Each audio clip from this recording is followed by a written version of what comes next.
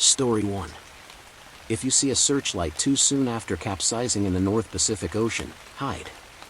A few years ago, I was working as a deckhand on an Alaskan fishing boat. From a young age, my parents instilled in me a strong work ethic. They always said hard work leads to greater returns, so I naturally gravitated towards a career that shared that philosophy.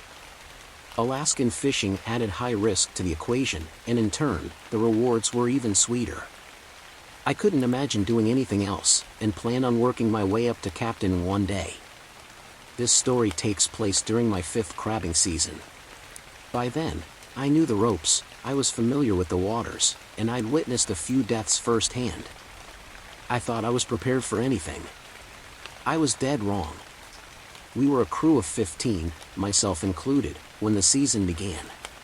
That number would be halved by the time we returned to shore, and I would be left incapable of setting foot anywhere near the ocean ever again.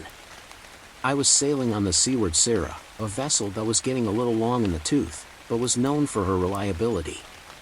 Since she'd passed her safety inspection earlier that year, I had no concerns as we left port for the cold waters of the North Pacific Ocean. It was exhilarating to be on the sea again, with the fresh salty breeze and waters so vast, you couldn't see anything but blue for miles around. Spirits were high and the excitement of starting off on a new journey was electric. We always hold a party on the first and last nights. It was tradition. Even the captain would join in and dance and sing and drink. We noticed the first sign of trouble 2 days into the journey. The Seaward Sarah was listing on her starboard side. It wasn't at a dangerous angle, and after consulting the ship's engineer, the captain determined it was safe to proceed farther into the North Pacific Ocean. He planned on balancing her out once we started loading crabs into the cargo decks. We're overfilled the port cargo and underfilled the starboard. I didn't question the plan. It seemed reasonable, and besides, I was just a deckhand. The captain could piss in my mouth, tell me it was wine, and I'd smile and agree. That's the way it works at sea. I grew more concerned as the voyage went on. The list worsened over the course of the next week. It went from a barely noticeable incline, to my calves burning from straining against the pull of gravity towards starboard. That's when the captain started making a lot of calls. I couldn't hear what was going on, but I could see him shouting into the receiver, his face getting redder and angrier as the days wore on. I was told he was cursing everyone from the ship manufacturer, to the inspectors, to the contractors who'd last done repair work on her hull. I was told it was business as usual. One evening, when most of us were gathered in the dining hall, holding our plates and glasses to keep them from sliding down the table, the captain burst in and announced we were turning around. Our reactions were mixed, with some experiencing relief, and others disappointment. No one knew what this meant for our wages, or whether the repairs could be done in time to get back at sea before the end of crab season. Me? I was one of the ones who was relieved by the news. The vast ocean I'd been yearning for months had become progressively more unsettling as the ship tilted. I became keenly aware just how far away I was from dry land, from safety. This place I found freeing suddenly felt like a cage, and I wanted out. I felt the Seaward Sarah turn as I headed back to the crew quarters, and used the wall for support. The combination of the dime turn and the ship's tilt were terrible for my equilibrium. I needed to lay down and let myself adjust. I don't know what would have happened if the storm hadn't hit later that night. Would the Seaward Sarah have limped home safely? Would she have rolled over along the way? I'll never know now, because the storm did hit. One that seemed to come out of nowhere, barely being caught by the radar before its waves and rain started pelting the ship with the fury of an angry sea god. The Seaward Sarah groaned in pain as her list worsened even more. Doors flew open, objects fell and hit me as I staggered up the hall and towards the deck. I didn't realize just how bad it had gotten until I felt my feet touch the wall, and realized the wall was becoming the floor. I was still inside when I heard the call to abandon ship. I was bruised, groggy, and disoriented. Enough water had gotten in from somewhere that I was also soaked. I felt a pair of hands grab me by the shoulder and usher me forward when I stopped to take a breath. I know at some point, I donned a life vest, but I couldn't tell you when or how I got it on. All I remember is the surreal sensation of the world changing directions inside the ship, and the sight of tall waves illuminated by lightning once outside. Thunder drowned out the screams of my shipmates, but I could see them scrambling to launch a lifeboat. I threw myself towards them, but before I could catch a handhold, I felt a wall of ice-cold water drag me into the railing. A second wave, the reaction to its action, reached over the rail and pulled me into the water. The pain was unbearable. Not only had I been tossed around like a rag doll, but the water felt like I'd rolled into a vat of quicksand made of sharp needles. I didn't know which side was up and which was down, but thankfully, the life vest lifted me back to the turbulent surface. The water had gotten into my ears, muffling the sound of the storm, and I tried to flail my arms hoping for rescue, but I couldn't lift them. I couldn't stop threading water long enough. This hell went on for longer than I cared to reflect on. I just know wave after wave pulled me under, but the jacket always brought me back up long enough to catch my breath. When I close my eyes, even years later, I can still feel the unrelenting assault of the waves mingling with the taste of salt on my tongue. I was going to die. I was sure of it. Either by not breathing in when I had a chance, or by drowning from rainwater in my mouth whenever I screamed. And then, I felt a tug, and my horror amplified tenfold as I imagined being in the jaws of a sea serpent about to pull me into the ocean depths. I thrashed desperately trying to escape, only to hear Greta's voice chastising me. "Stop that. I'm trying to pull you in." Greta hoisted me onto the lifeboat, and once I was over the edge, I slipped the rest of the way in, landing in wet and bloody water. I could hear orders being shouted at me, but all I could do was curl up and wait, utterly useless. I know the others were preoccupied by something, as they started rowing as hard as they could. In hindsight, I think they were trying to get clear of the whirlpool of the sinking ship. The storm passed almost as quickly as it arrived. The ocean wasn't as quick to calm, but the turbulence lessened to a manageable degree. When I was finally able to, I sat up and took inventory of my surroundings. I found myself in a lifeboat with 7 other crewmates. All that was left of the Seaward Sarah were bubbles rising from the depths of the ocean. Miraculously, there was a second lifeboat paddling towards us, and once we connected, we were overjoyed to find that every single crew member had survived the capsizing. The captain, who was in the other raft, shouted over the water in a deep, booming voice, "We sent out a distress call before she went down. They have our coordinates. It won't be long." I hoped he was right, because my hands were trembling from the cold and the quickly depleting adrenaline. We tied the rafts together, took stock of our supplies, food, first aid, and then waited. Now, you would think that there'd be cheering when the light appeared on the horizon. That all hands would start to paddle and wave and celebrate. Instead, there was a sudden and deathly silence as a communal swell of anxiety filtered into us. There were haunted expressions on Greta and John and Sarai and even the captain's faces. The latter was holding the flare gun, but his finger was tapping nervously on the trigger. Sometimes, without knowing why, you get a bad feeling. People call it a sixth sense, but I think it's simpler than that. I think it's dangers perceived but bypassed by the brain so you can act faster than you can think. Kind of like how you can actively analyze a person's body language to get more information than you'd get from hearing their words alone. But even if you're not trying to, you still subconsciously notice the little signs showing discomfort or anger or attraction. It's innate. What we think we perceive is only scratching the surface of all the information we truly take in. The brain, our consciousness, focuses on one thing, but our survival instinct notices the other discrepancies. And when it does, it signals danger without telling you why. "It's not moving," Greta whispered. She hit the nail on the head. She connected the dots outlining the proverbial red flag. When she did, a sort of unspoken acknowledgement traveled through the group, as one by one, we noticed it too. You see, there were 2 problems with the light.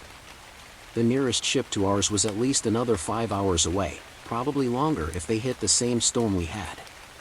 The light was perfectly still, staying at the same height and never once bobbing along with the ocean surge. It also wasn't sweeping the ocean, as one does when searching for survivors. You see, it had appeared way too fast, only about a half hour after the storm had passed. It was extremely unlikely that an unknown ship had been in the area. We all try to keep tabs on one another because, in such turbulent waters, knowing where everyone is a question of life and death. Yes, we're technically all competing against one another, but you'd be hard-pressed to find any seaman unwilling to drop everything to save another in a pinch. There's a code of honor we all follow. But suppose this was an unknown vessel responding to our distress call, we still had to contend with the second issue of its unnatural immobility. My stomach contorted, wondering what it meant. This light was fixed on a single point in the near distance. It was glowing, no, pulsating, but it never once moved on any sort of axis like it should if it was searching the water, and it was immune to the push and pull of ocean waves. There's not a ship on Earth that can do that. The only reasonable explanation was it might be a Coast Guard helicopter hovering perfectly in place and dangerously low. But then again, even if it had been deployed the second the distress call was sent, a rescue chopper couldn't have gotten to us that fast. The light was impossible. The light felt menacing. The light acted like a lure, goading us to come to it. The boom of an explosion snapped me to reality, and it was followed by a crackle up above.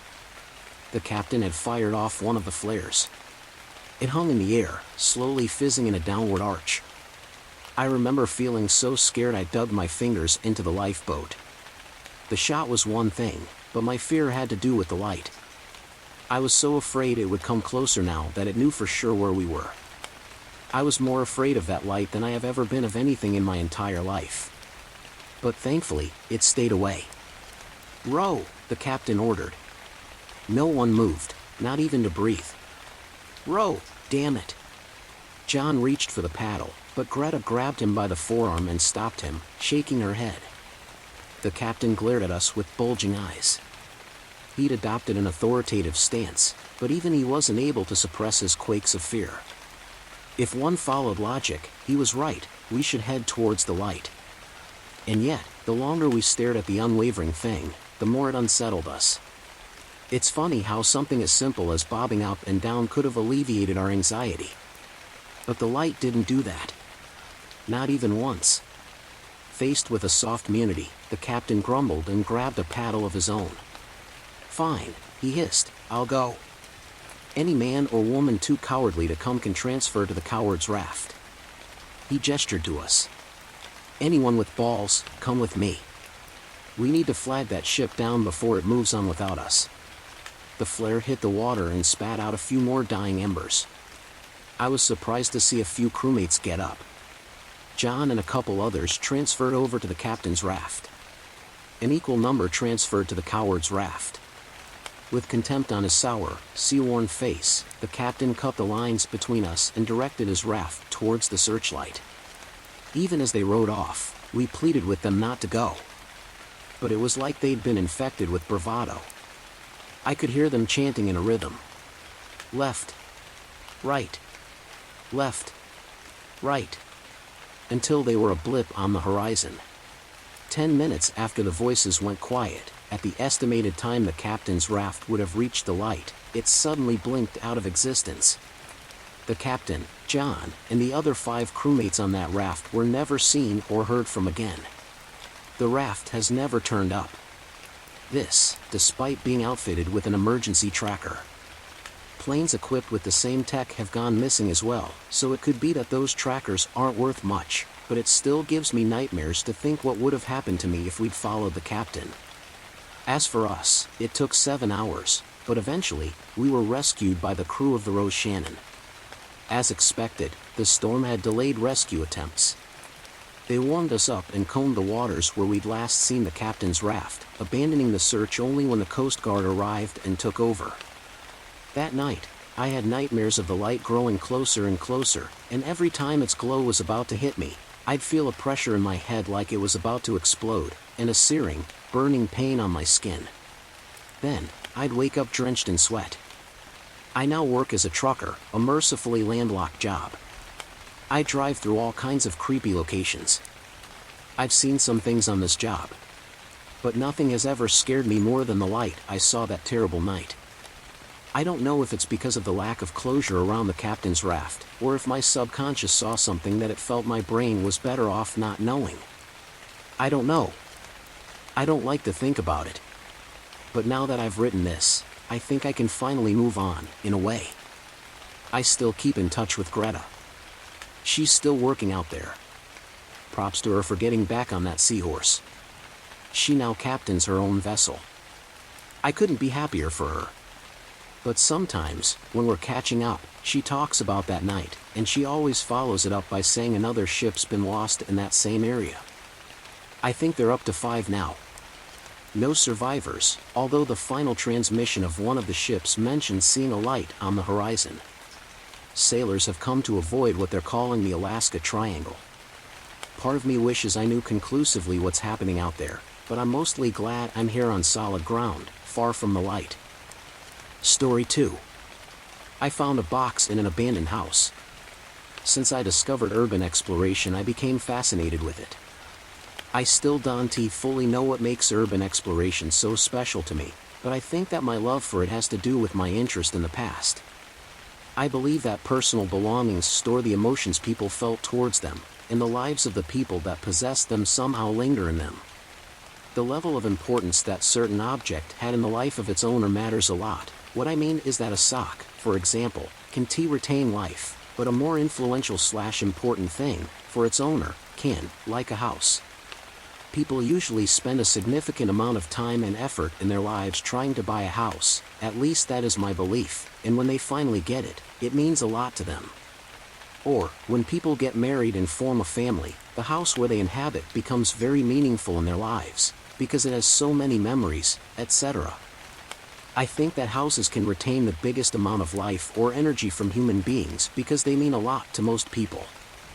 I want to repeat again that this is my point of view, it is just my theory or way of interpreting things. By the way, if this is getting boring for you, I beg you continue reading, it will get so much better. This is just me trying to give some background information. Abandoned houses, for me, are the most interesting thing to explore, but they have to meet certain characteristics to be worthy of exploring. First of all, they have to be abandoned by at least 15 to 20 years. How do I determine this? I just judge by how the house looks. It has to look very old and out of style, etc., and they must have some things still inside them, previous owner belongings, like furniture, tools, pictures, etc. I just think that old houses with things inside are way more interesting and somehow nostalgic. I like to look at old things and imagine how life was before. When I find intact abandoned houses, I also love to invent theories of why people left everything behind, etc. In the city I live, more specifically in the area I live, there are a lot of abandoned houses because the neighborhood I live in has a lot of old people living alone, and when they die, their old-fashioned places are left abandoned. Many times their families don't care and never do anything and just leave their houses there. I live very close to an area of rich people houses. There are lots of mansions nearby, and many abandoned. These places are sometimes owned by old people, and many are left empty when the old ones die. I like to go search for abandoned places, and if they look cool enough, I enter. I also love to do this at night, because feeling the chill moving down my spine when I am standing in front of the dark driveway of an 80s mansion is lovely. When I go exploring, I always remember ghost stories that I read in movies I saw before entering a house, but as soon as I set foot in and look at the cool pool the owners had, or the nice wide windows overlooking the garden, I calm down and just enjoy the visit, the trip back in time. I love old stuff, and I also love architecture, so when I am exploring old mansions, I have a lot of fun. So let us get to the story itself. I am sorry if I bored you, but I felt like the previous stuff was necessary. I was kind of weird guy in high school and didn't like to go out a lot. I preferred staying at home and watch thriller movies from the 90s, the best movies. Anyways, I had discovered the house when my mom was driving me to my aunt's place.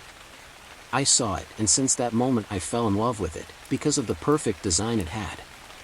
Nice balconies, tall wide windows, and a nice, but overgrown garden surrounding it. The house didn't look that creepy, it looked inviting, and it got stuck in my brain.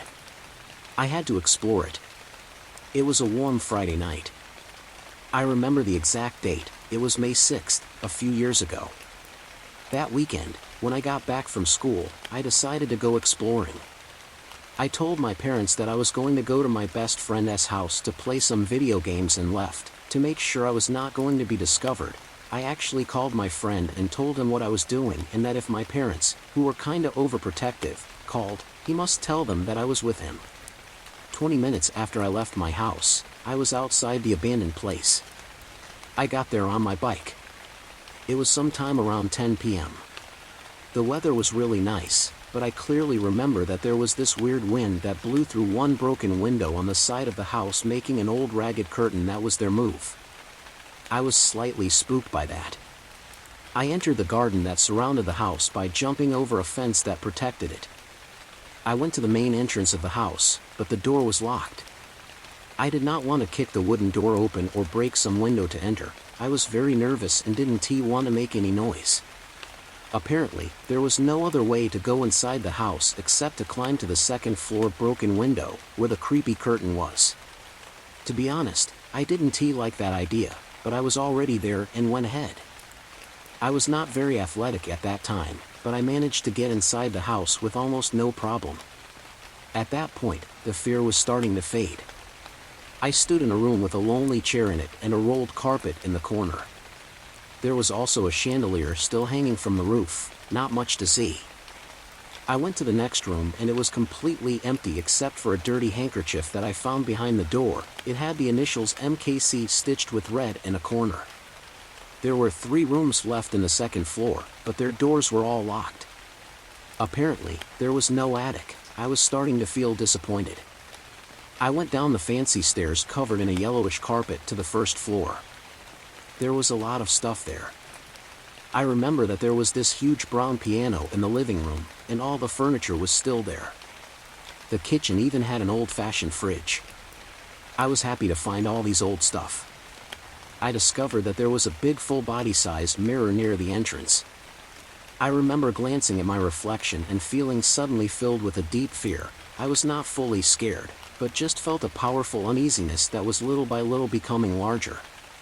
I grabbed the mirror and it was lighter than I thought, so I tried turning it face down so I could not see my reflection. Then it fell and exploded into pieces. The loud noise made me mad scared and I started to feel dizzy. My heart had fallen to my stomach. I sat down in the staircase to catch my breath, and that is when I noticed a box in the far corner of this library-looking room that was at my right side. I stood up and went there. I opened the box and found a lot of old books and blank sheets of paper. I took out all the books and with my flashlight started to read the titles. There was this oddly titled book with a red cover. It was named Midnight Cravings and it had no author.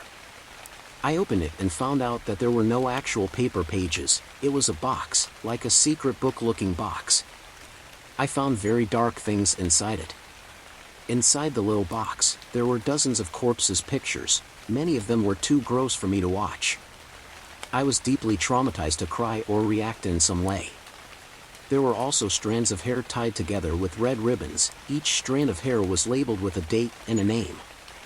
I also found little plastic bags with teeth inside, also labeled by date and name. There was also this little bag with a necklace in it. I took it and read the date August 19th, 1981. The name was Amanda Garcia and it had a heart beside the name. I was almost in shock. Suddenly, I heard a door slam upstairs. I also heard footsteps. I stood where I was, silent, and turned off my flashlight, not making any movement. The footsteps stopped right above me. I wouldn't be able to exit the house through where I entered, so I began to look for my way out. There was another noise upstairs. I rapidly put the horrific box where I found it, but I took the necklace bag and put it in my pocket. I proceeded to run to the nearest window and tried to open it, but it wasn't opening, it was stuck. I saw an old walking stick near a bookshelf. I took it and hit the window hard and shattered it. I jumped out of it and ran away across the garden and over the fence. I took my bike and left. When I was like 4 blocks away from the damn house, I noticed that my arm was bleeding. I had cut myself with the broken glass of the window. I got home sometime around 12 a.m. and snuck in. I quickly cleaned my arm. When I was in my room again, I searched on the internet for the name that was in the bag of the necklace. I found a few newspaper articles about a missing woman. Her name was Amanda Garcia, and her body was never found.